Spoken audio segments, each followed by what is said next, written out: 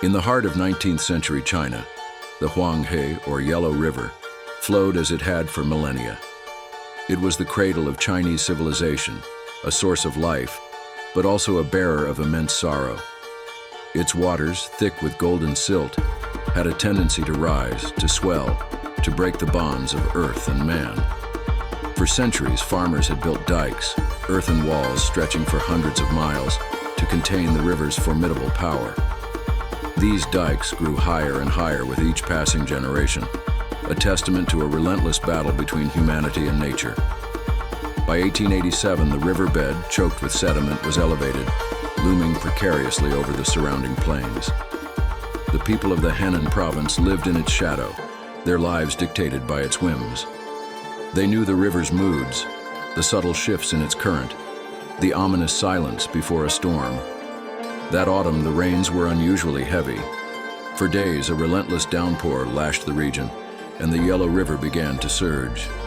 Water levels rose at an alarming rate, pressing against the ancient dikes.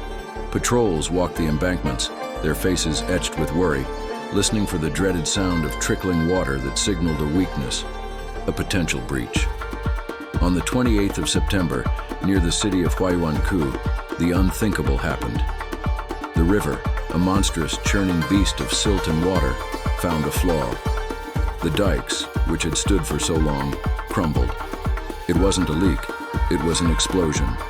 A wall of water, miles wide, erupted onto the flat, fertile plains of central China. The deluge was instantaneous and apocalyptic. It did not flow, it consumed.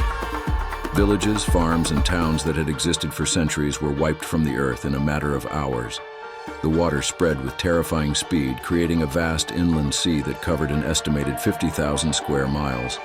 Survivors clung to rooftops, to debris, to anything that floated, watching as their world dissolved into a muddy, turbulent expanse.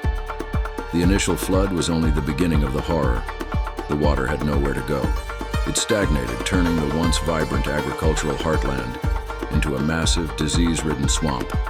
Crops were destroyed, leading to a catastrophic famine that swept through the provinces.